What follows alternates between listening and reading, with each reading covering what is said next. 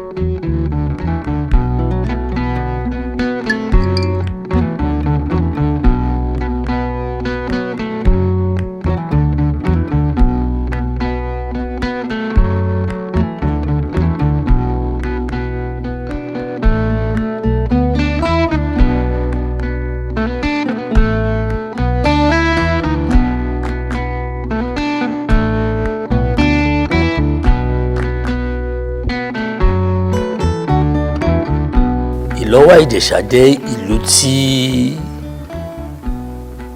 akíkanjú ọkùnrin ọmọ Oòduà tó lọ tẹ̀dó lẹ́yìn ìgbà tó lọ bu omi òkun wá.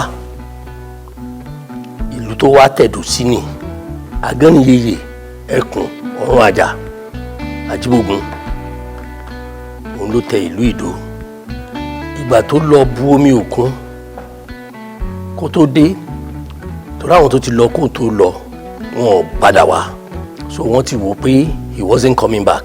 Ìgbà tó dé Ifẹ̀ tó bu omi òkun wá, kì í ṣe pé orúkọ Ọwá Òbòkun kàn dédé wá. Ó wá nígbà tí ó lọ bu omi òkun tó dé ni wọ́n ṣe sọ pé so ó wá ó bu òkun. Wọ́n wá ní òkè òdà ò kán lọ fi omi yẹn ṣe ètùtù tán fẹ́ ṣe, torí ìgbà tán ti dáfá ni wọ́n sọ pé omi tán ní láti fi ṣe ètùtù nìyẹn. Ìgbà tán dẹ̀ ṣe ètùtù ọ̀hún wọ́n rí pé ojú bàbá là.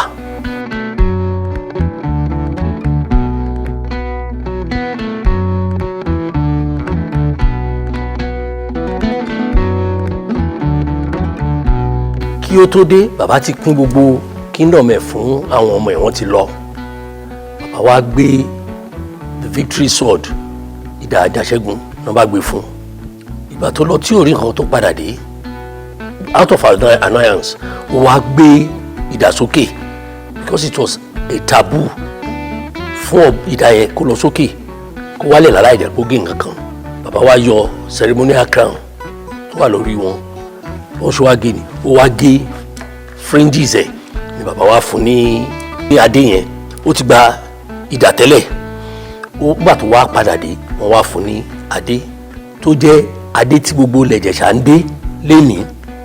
Tó bá sọ pé wọ́n ní adé ilẹ̀ Ìjẹ̀ṣà, ẹni tó gbé kúrò nílé Ifẹ̀ nìyẹn. Kì í ṣe pé ó kú, ó wọlẹ̀ ni. Ibi tó wọlẹ̀ sí láti máa ń bọ́ lọ́dọọdún.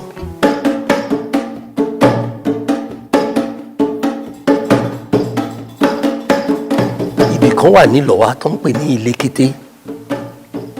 Ibẹ̀ ni bàbá wọlẹ̀ sí, tí ọmọ wọn Ọ̀ká Òkìlẹ̀ tó wá fi di Ọwá Òbòkun of Ilẹ̀ Ìjẹ̀ṣà kejì. It is on record that Ilowa was the only town or battlement the future Owa of Ijesha land founded. However, the great warrior ended up subjugating all the other towns in Ijesha land. Ibi tá a jókòó sí seat Ọwá gangan nìyí. Ilesha is the political headquarters. This is the traditional headquarters. Ilowa is the traditional headquarters of Ijesha.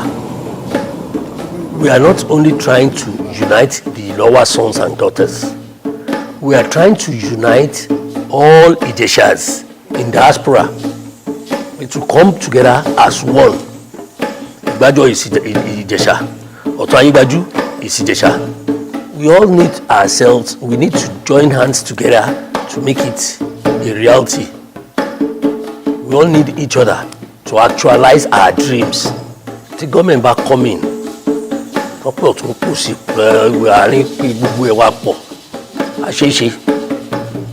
Like if you look at Ife, not too long ago, Baba Ọ̀jájá, wọ́n unite àwọn Ọbalùfọ̀n, wọ́n put gbogbo wọn all over, and he held a feast with them in Ife. That's the kind of thing that's supposed to happen.